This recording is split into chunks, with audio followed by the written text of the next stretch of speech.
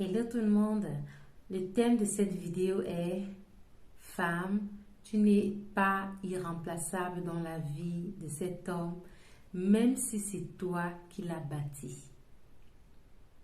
Femme, tu n'es pas irremplaçable dans sa vie, même si c'est toi qui as fait de lui ce qu'il est aujourd'hui. Alors, je m'adresse aujourd'hui aux femmes que j'appellerais déjà des femmes sages. Donc, je m'adresse aujourd'hui aux femmes qui ont compris que dans la vie, on ne devrait pas, en tant que femme, rechercher juste des hommes déjà faits, des hommes, des produits finis, mais on devrait être conscient que c'est encore meilleur de regarder au potentiel qu'un homme a et de bien vouloir bâtir ensemble avec lui. Donc, c'est déjà à des femmes sages que je m'adresse aujourd'hui, des femmes qui ont compris que le plus important, c'est le potentiel qu'un homme a en lui. Est-ce qu'en lui, je vois un homme avec qui je peux évoluer demain, avec qui je peux bâtir demain, avec qui je peux vraiment demain faire quelque chose de grand, atteindre des objectifs. Donc, je m'adresse ici aux femmes qui ont un parcours avec leurs hommes, avec leurs époux, avec leurs maris, ainsi de suite. Je m'adresse aujourd'hui à une femme qui a du vécu, à une femme qui a fait déjà quelques années avec un homme et cet homme au début n'avait peut-être pas grand-chose, mais elle a cru en lui. Elle a investi en cet homme et entre guillemets, comme certaines femmes aiment le dire, elle a fait cet homme, elle a bâti cet homme. J'avoue que j'aime pas trop cette expression parce que en tant que croyante, je sais que en fin de compte, c'est le Seigneur qui bâtit. Mais disons, acceptons même ça comme ça. Donc, je m'adresse à une femme qui est avec un homme, qui est avec son mari, son époux, qui au début n'avait pas grand-chose. Peut-être parce qu'il était encore aux études, peut-être parce qu'il était en formation, peut-être parce qu'il n'avait pas encore grand-chose. Il bâtissait peut-être son empire. Bref, au début, la femme a juste cru en cet homme et elle a cru au potentiel enfoui en lui. Mais, comme je disais, c'est déjà quelque chose à féliciter. C'est quelque chose à féliciter parce que déjà, des femmes comme ça court pas les rues de nos jours. Donc, c'est déjà quelque chose à féliciter. Mais n'empêche que il y a une chose qu'on observe quand même. Ces mêmes femmes, à un moment donné de leur vie, quand elles ont effectivement aidé ces hommes à grandir, à évoluer, à se bâtir un patrimoine, je sais pas, grandir, se développer dans la société, devenir, entre guillemets, quelqu'un ou alors quelqu'un de grand. Du coup, ce qu'on observe, comme je disais tantôt, c'est en fait, ces femmes gagnent des fois un petit peu, j'ai envie de dire, trop en confiance. Elles gagnent trop en confiance au point de se permettre même tout et rien en fait. Elles se permettent certaines choses parce qu'elles ont beaucoup gagné en confiance. C'est ainsi qu'on entend des propos comme « Ouais, c'est moi qui l'ai fait, c'est moi qui l'ai bâti, sans moi il n'est rien, c'est grâce à moi qu'il est à tel niveau aujourd'hui, c'est grâce à moi qu'il est, je sais pas, ce cadre dans la société, c'est grâce à moi qu'il est, je sais pas, un ministre ou... Bref, quelqu'un de connu, de grand, d'honorable et j'en passe. » Et du coup, ces femmes, on a l'impression qu'elles ont comme atteint cet apogée où elles se disent que j'ai plus d'efforts à faire. Je n'ai plus besoin d'être une bonne femme au foyer parce qu'il sait d'où on vient, lui et moi. On a fait du chemin ensemble, on a un parcours ensemble. Il sait que sans moi, il n'est rien, il ne peut rien sans moi et tout, et tout, et tout. J'ai envie de dire à ces femmes, si il y a de cela 10 ans, il ne pouvait rien sans toi. Femme, sache que les données ont changé. S'il y a de cela 10 ans, quand il était encore aux études, en formation, en train de se débrouiller à monter sa structure, ainsi de suite. Si à ce moment de la vie, il ne pouvait rien, il ne pouvait pas s'en sortir sans toi. Femme, ouvre les yeux et réalise que les données ont changé. Ce n'est plus le même homme que tu as connu il y a de cela 10 ans. Ce n'est plus le même homme. Parce que toi-même, à la base, tu n'es plus la même femme. Le temps passe, on change. Pas forcément dans le mauvais sens. On gagne en maturité et il y a des choses qu'à un moment donné dans la vie, on ne veut plus être confronté à cela. Femme, ouvre les yeux et réalise que ton mari, ton homme, a changé de dimension. Il a changé de cadre. Il a changé... il a shifté dans sa vie. C'est important que pendant que notre époux avance, que nous aussi on avance avec lui. Je m'adresse aussi aux hommes. C'est important que pendant que vous évoluez dans la vie, faites l'effort d'évoluer avec votre femme, votre épouse. Sinon, il se crée un fossé qui sera finalement la cause de vos problèmes, la cause même peut-être d'une séparation éventuelle. C'est important d'avancer ensemble. Femme, ne laisse pas qu'il se crée un très grand fossé entre ton époux et toi. Réalise qu'il a avancé, qu'il a évolué, que ce n'est plus cet homme-là. Réalise qu'il y a même une tenue que tu dois avoir devant les gens. Tu dois te tenir d'une certaine façon en tant que la femme de ce monsieur qui est un homme aujourd'hui devenu honorable, qui est un homme aujourd'hui devenu respectable, qui est respecté de tous, respecté de la société. Même si c'est ton époux, même si tu le connais dans les moments les plus difficiles, même si tu le connais quand il n'avait encore rien, quand il ne pouvait rien. Femme, ouvre les yeux et réalise ce qui se passe autour de toi. Réalise l'évolution de ton époux. Ne reste pas au même point auquel tu étais il y a de cela 10 ans avec lui. Réalise qu'il a évolué. Femme, sois sensible à ce changement-là. Et adapte-toi. Adapte-toi. Ne te prends pas la tête à te dire chaque fois, ouais, sans moi, il ne peut rien et tout, et tout, et tout. Femme, tu as été sage jusqu'ici, continue à être sage. Ne deviens pas une femme querelleuse parce que tu l'as aidé à devenir la personne qu'il est devenu. Parce qu'en faisant ainsi, tu le livres à l'extérieur en fait. Tu le livres aux autres femmes de Yor. Femme, sois sage. Tu livres ton époux aux femmes de Yor.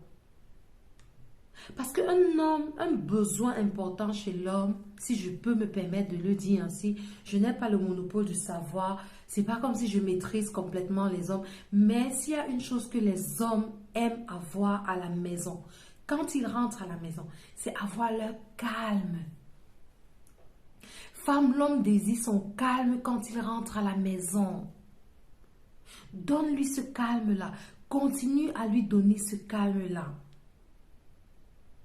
Quand tu ne lui donnes pas ce calme-là, tu le pousses en fait à aller chercher dehors.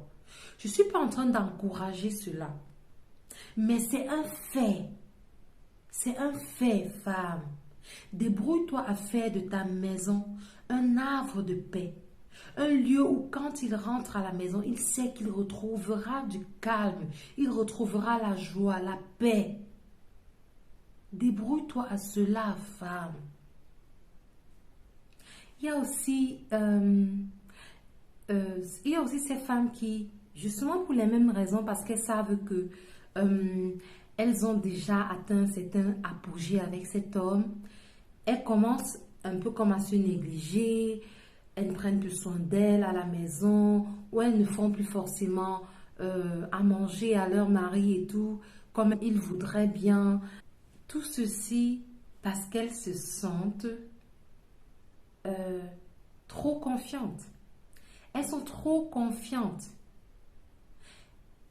Femme, il n'y a pas un moment de ta vie de femme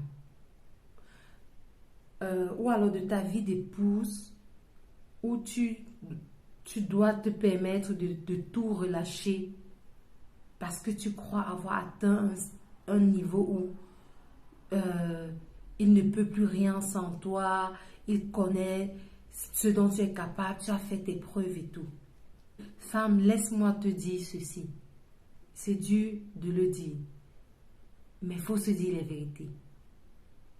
Femme, tu n'es pas irremplaçable dans la vie de cet homme.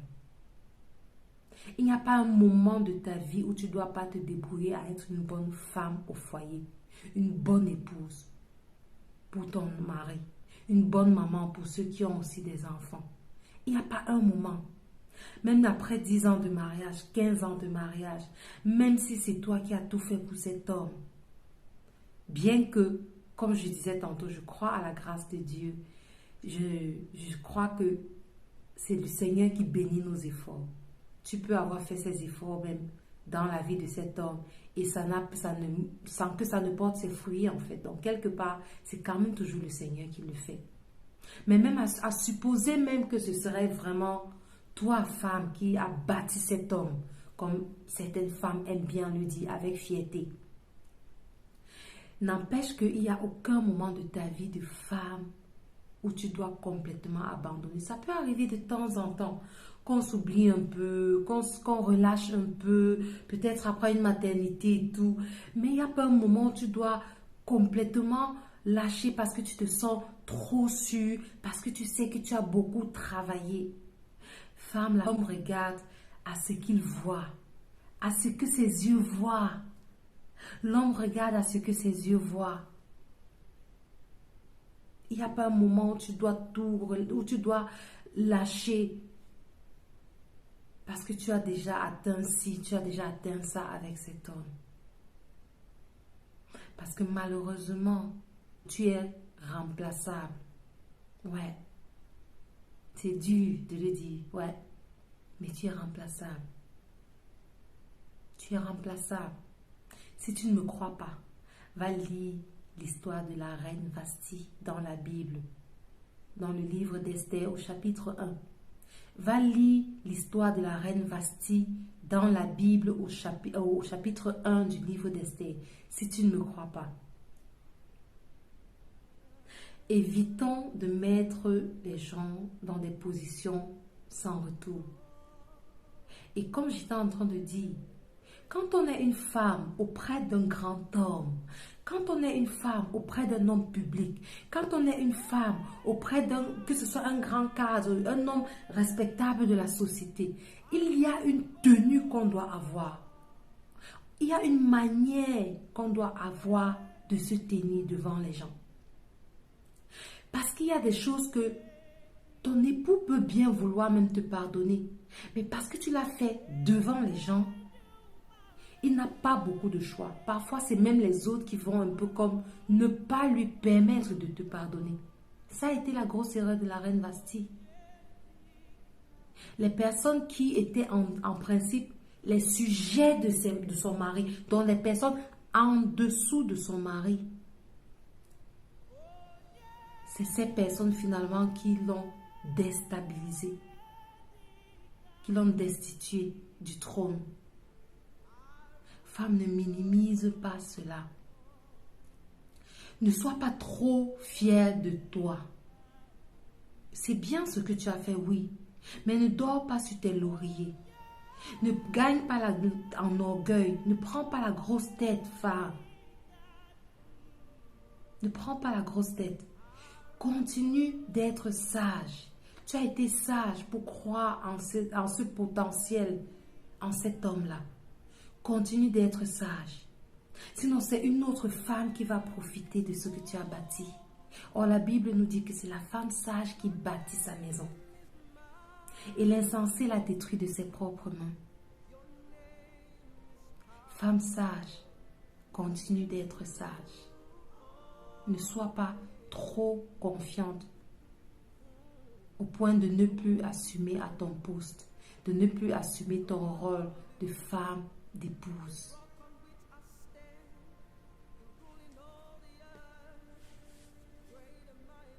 Sois sensible au changement dans la vie de ton homme.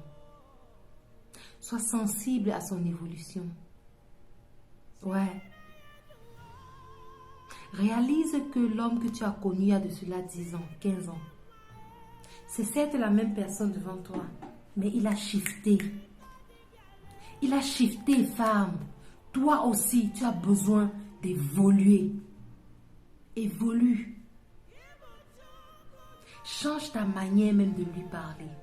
Surtout, femme en public. Change ta manière de voir cet homme.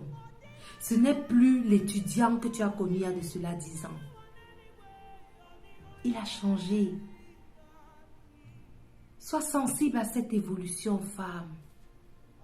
Et ne le mets pas dans une situation où il a besoin de choisir. Ouais. Ne le mets pas dans une situation où il est comme obligé de choisir entre toi et une autre chose ou une autre personne. Car tu risques d'être surprise du choix qu'il pourrait faire. Ouais. Sois sensible à son évolution. Tu as été sage jusqu'ici, femme.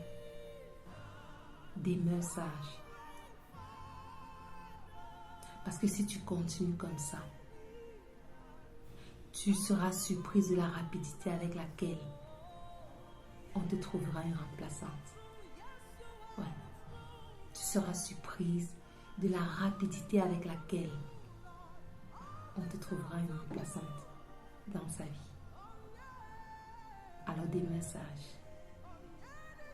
Car la triste réalité, femme, est que tu n'es pas irremplaçable dans la vie de cet homme.